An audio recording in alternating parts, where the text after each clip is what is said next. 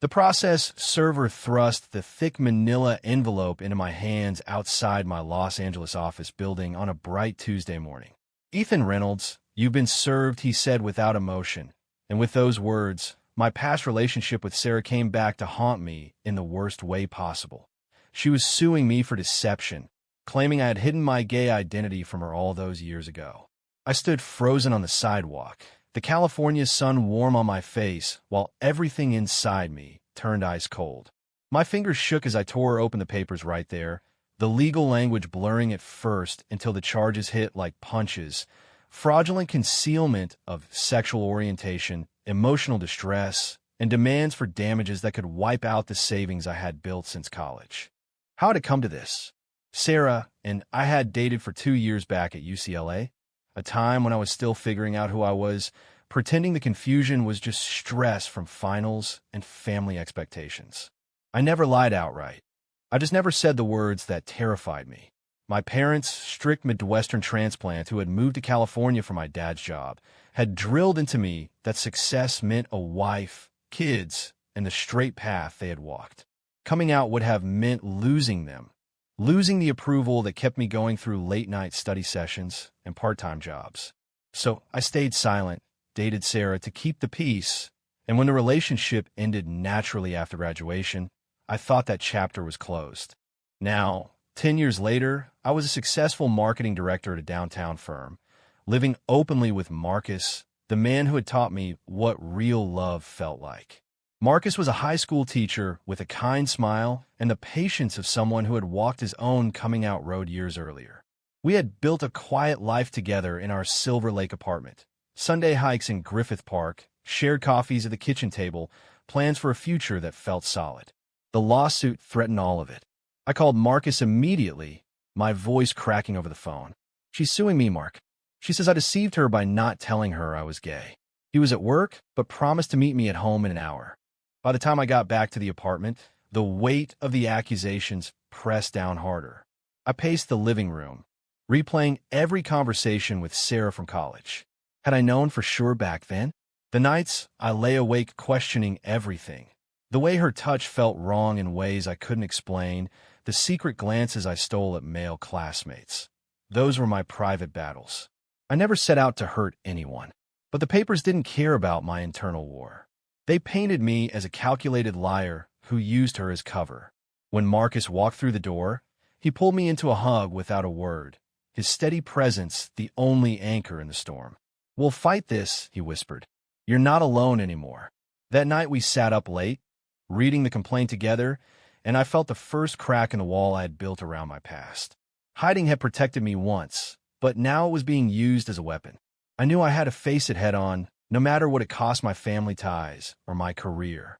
The decision to hire a lawyer felt like the first real step toward the man I wanted to become: honest, unapologetic, and finally free. The next morning I met with Laura, a sharp LGBTQ rights attorney recommended by a colleague. She flipped through the documents at her sleek downtown office, her expression calm but focused. "This is a stretch legally, Ethan. Dating someone while figuring out your identity isn't fraud unless there was explicit lying for gain. But we need proof of your genuine confusion at the time: old journals, emails, witness statements." I nodded, but inside the fear grew. My parents would hear about this. Derek, my older brother who had always been the perfect son, would probably side with Sarah just to protect the family image. Work could suffer too. The conservative clients at my firm might pull away if the story leaked. Marcus squeezed my hand under the table during the meeting, a silent reminder that some relationships were worth every risk. As I left the office that afternoon, the Los Angeles traffic humming around me, I realized this lawsuit wasn't just about money or revenge.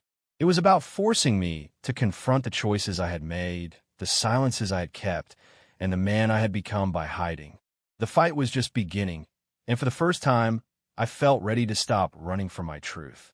Laura's words echoed in my head as I drove home through the crowded streets of Los Angeles, the lawsuit papers burning a hole in my briefcase on the passenger seat. The legal battle was going to drag up every buried memory, every quiet moment of doubt I had pushed away to survive.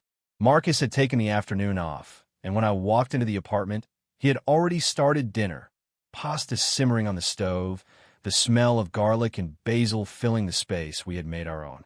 "How did it go?" he asked, wiping his hands on a towel before pulling me close. I told him everything, the way Laura wanted old evidence of my internal struggle, the fear that my family would twist it all against me. He listened without interrupting, his brown eyes steady, the same eyes that had first caught mine at a friend's barbecue 2 years ago. That night we had talked for hours about everything except the lawsuit, but the shadow hung over us. The next few days blurred into a frenzy of digging through storage boxes in our garage. I found old college notebooks, pages filled with scribbled questions I had never shown anyone. Why does this feel wrong? And what if I'm not who they think I am? Marcus helped sort through emails saved on an external drive, messages from friends back then who had suspected but never pushed. One email from my roommate, Jake, stood out. "Dude, you don't have to pretend with me. Whenever you're ready." Reading it now brought tears I hadn't expected. Those years had been lonely in ways I hadn't fully admitted, even to Marcus. Hiding had kept me safe from my parents' disappointment, but it had cost me pieces of myself. Sarah's lawsuit claimed I had known all along and used her as a shield, but the records showed something different. A young man lost in denial, trying desperately to fit the mold his family demanded. The first real blow came when my mother called. Her voice was tight with anger I could feel through the phone. "Ethan, how could you let this happen? Sarah reached out to us. She says you lied to all of us." I tried to explain, but the words caught in my throat. My parents had always seen me as the responsible one, the son who would carry on the family name the right way. Coming out to them had been a conversation I postponed year after year, first because of college, then my first job, then because Marcus and I were building something real, and I didn't want their judgment to taint it. Now the secret was out in the ugliest way possible. Derek texted later that evening, short and cold. "We need to talk as a family. This affects all of us." The betrayal stung, my own brother choosing sides before hearing mine. At work, the tension mounted too. My boss pulled me into his office after lunch, mentioning a rumor about a lawsuit involving an ex. "Just keep it professional, Ethan. Clients are sensitive." I nodded, but the conversation left me rattled. Marcus noticed the change when I got home, the way my shoulders stayed tense even as we watched a movie on the couch. "You don't have to carry this alone," he said quietly, turning off the TV. That conversation turned into the first real argument we had in months. Not angry, but raw. He admitted the lawsuit made him question how much I had hidden from him in the beginning too, even though I had come out fully before we got serious. "I love you for who you are now," he said, "but I need to know the past won't keep surprising us." His words hurt because they were true. I had spent so long protecting myself that I sometimes forgot how my silence affected the people who loved me most. By the end of the week, Laura had compiled a preliminary defense file. Therapy notes from a campus counselor I had seen once in secret, statements from 2 college friends who remember my confusion. The evidence was there, but the emotional toll was mounting. I sacrificed a big promotion at work to focus on the case, turning down the extra hours that would have meant more travel and less time with Marcus. The decision felt right, but it left me questioning every choice that had led me here. As I lay awake that night, listening to Marcus breathe steadily beside me, I realized the lawsuit was forcing a reckoning I had avoided for a decade. Hiding my identity had seemed like the only way to keep my family close, but now it was tearing everything apart. The court date was set for 3 months away, and I knew the real test wasn't just winning the case. It was learning to live without the secrets that had defined me for so long.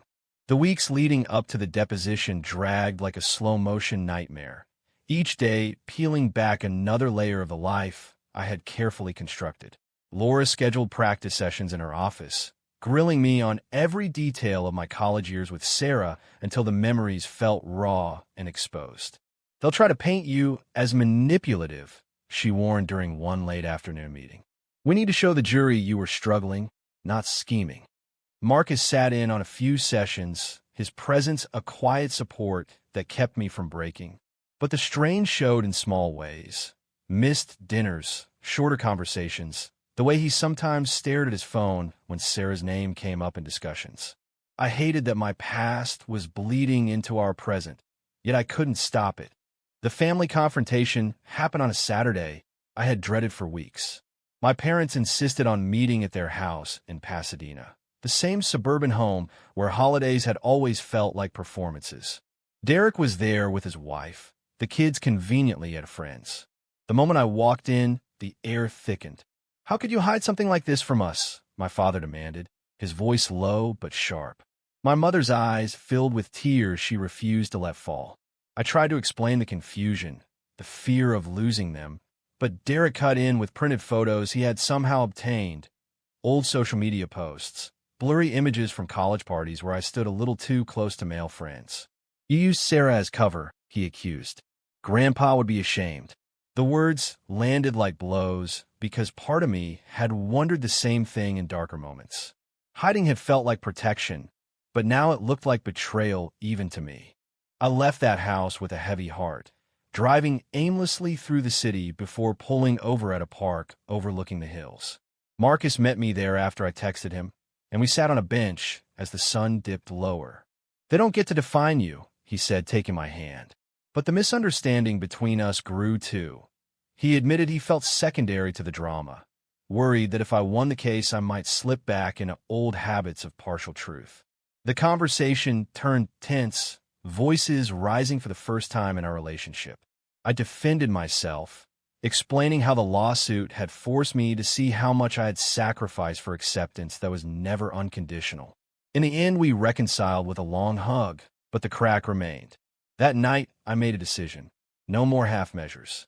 I reached out to my old college counselor for an official statement, and I started drafting a letter to my family that I wasn't sure I would send. Work became another battlefield. A key client pulled out after hearing whispers about the case, citing personal values. My boss expressed disappointment, but didn't fire me yet. The isolation at the office mirrored the isolation I'd felt in college, and it pushed me closer to Marcus in unexpected ways. We spent evenings reviewing legal documents together, his teacher's eye catching inconsistencies in Sarah's claims that Laura later used. One evening, while sorting through a box of old letters, I found one I had written to myself the night Sarah and I broke up, pages of honest fear and relief. Reading it aloud to Marcus felt like shedding skin. The evidence was mounting, but so was the emotional cost. Friends I had counted on distanced themselves, one even agreeing to testify for Sarah after she painted me as the villain. The betrayal stung deeper than the lawsuit itself. As the deposition date approached, I stood in front of the mirror one morning and barely recognized the man staring back, tired but determined. The internal crisis had peaked, forcing me to choose between the safe silence of the past and the uncertain freedom of truth. Marcus watched from the doorway, pride mixed with worry in his expression. "Whatever happens in court, I'm here," he said. Those words gave me the strength to walk into the deposition room 2 days later, ready to tell my story without apology. The questions came fast and hard, but each answer felt like reclaiming a piece of myself. The legal files were building my defense, yet the real victory was happening inside me. The slow awakening that hiding had never been the answer, only a temporary shield. I left that session exhausted but lighter, knowing the hardest parts were still ahead, but no longer facing them alone. The courtroom in downtown Los Angeles felt smaller than I expected on the first day of trial. The wooden benches filled with a mix of curious spectators and a few supportive faces from my side. Sarah sat across the aisle, her expression a careful mask of hurt that the jury would surely notice. Laura had prepped me for this moment for months, but nothing prepared me for the weight of standing there as the accused. The judge called the session to order, and the opening statements began. Sarah's lawyer painted me as a man who had deliberately misled a trusting young woman, using her as a beard while pursuing secret relationships. The words twisted my stomach, but I kept my face neutral, Marcus's steady gaze from the gallery anchoring me. The first witnesses for the plaintiff took the stand, old college acquaintances Sarah had tracked down, each recounting stories that made my silence sound calculated. One friend described how I had avoided double dates. Another mentioned my mystery weekends. The evidence seemed damning until Laura began her cross-examinations, gently pulling out the context of my confusion, the family pressure I had confided in private. The turning point came when my old roommate, Jake, testified. He spoke calmly about the nights I had stayed up talking about my doubts, never naming them but clearly struggling. Ethan wasn't hiding to hurt anyone, Jake said. He was trying to figure himself out without losing his family. The jury leaned forward, and I felt the first shift in the room's energy. Outside during a break, Marcus pulled me aside in the hallway. "You're doing this," he whispered, his hand brushing mine briefly. But the strain between us had grown. A misunderstanding had erupted the night before when he found an old photo of Sarah in my drawer and questioned why I had kept it. I explained it was just a reminder of the past I needed to face, but the doubt in his eyes lingered. That conversation had been a sacrifice, forcing me to confront how my secrecy still affected the man I loved most. Back inside, my turn on the stand arrived. I spoke honestly about the internal battles, the therapy sessions, the genuine affection I had felt for Sarah even as I questioned myself. "I never intended to deceive," I said, my voice steady. "I was lost and scared." The cross-examination was brutal, but the legal files Laura presented, sealed counseling records, dated emails, backed every word. Family tension exploded in the hallway after court one afternoon when Derek cornered me. "You're tearing this family apart," he hissed. My mother stood nearby, silent but clearly torn. The betrayal cut deep. It pushed me to make a pivotal choice. I handed them the letter I had written weeks earlier, explaining my journey without blame. Whether they read it or not, the act freed something in me. Work suffered another blow when a colleague who had once been a friend refused to provide a character statement, citing discomfort with the publicity. The prejudice stung, but Marcus's unwavering support during late-night strategy sessions reminded me what mattered. We argued again about the future. He wanted certainty that the lawsuit wouldn't define us, but each disagreement brought us closer through honest conversation. The trial stretched into its second week with more witnesses, each testimony adding layers to the story of a young man navigating identity in a world that demanded conformity. Laura's closing argument highlighted the key legal files that proved no malice, only human struggle. As the jury deliberated, I sat with Marcus in the hallway, his arm around my shoulders. The misunderstandings, the sacrifices, the moments of doubt had all led here. The verdict would come soon, but the real growth had already happened. I had learned that truth, even when painful, was the only path forward.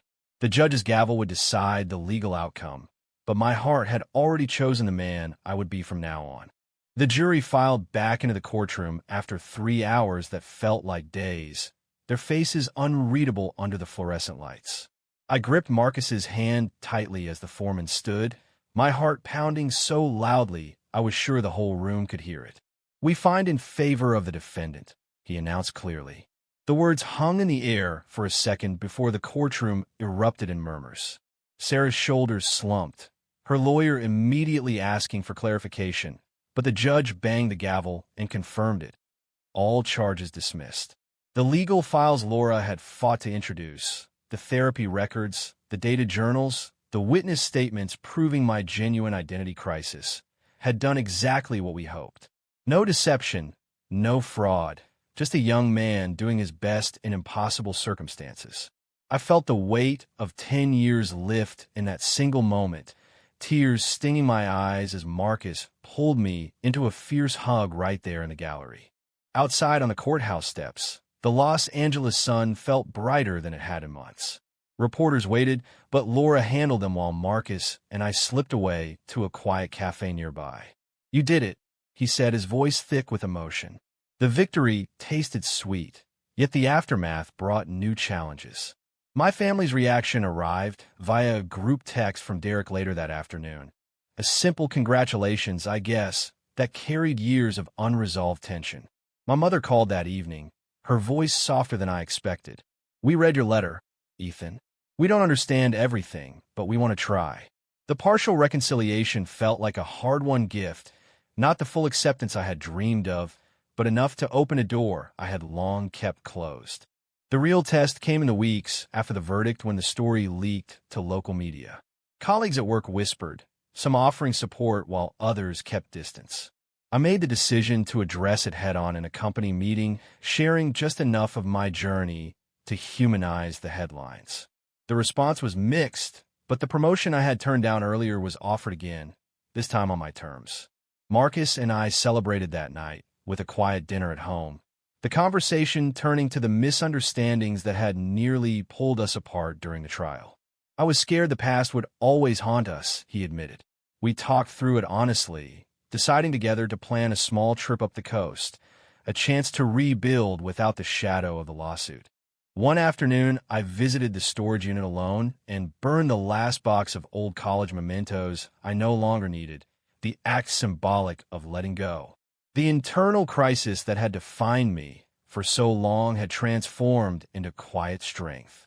Friends who had distanced themselves reached out with apologies, and I chose forgiveness where it felt right, boundaries where it didn't. The legal victory had proven my innocence to the world, but the personal awakening meant more. I was no longer the man who hid to survive. Marcus noticed the change in small ways. My laugh came easier. My plans for the future included him without hesitation. We talked about moving to a bigger place, maybe starting a family through adoption someday. The sacrifices of the past year had taught me that love required truth, even when it hurt. As the months passed, the family dinners became less strained. Derek still struggled, but my sister-in-law started inviting Marcus along, small steps toward understanding. The court file sat in a drawer now, symbols of a battle won and a life reclaimed. I stood on our balcony one evening watching the city lights, Marcus's arm around my waist, and realized the journey had been worth every tear and doubt.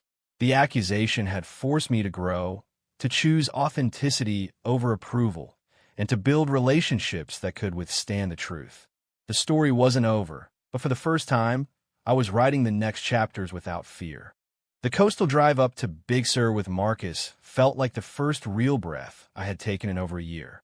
The Pacific stretched endless to our left, the road winding through redwoods as we talked about everything and nothing. The lawsuit was officially behind us, the final court files stamped and filed away. Yet its lessons traveled with us. We stopped at a lookout point, the wind whipping around us as we stood side by side. "Almost lost you in all that mess," I said quietly, turning to face him. Marcus smiled, the same gentle smile that had grounded me through every deposition and sleepless night. "You never lost me. We just had to fight for each other too." In that moment, with the ocean roaring below, I pulled him close and kissed him, the kind of kiss that carried every unsaid promise of the future.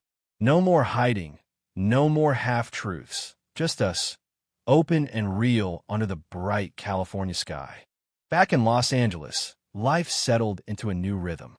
I accepted the promotion at work and used the platform to quietly support LGBTQ initiatives within the company, small acts that felt like paying forward the support I had received.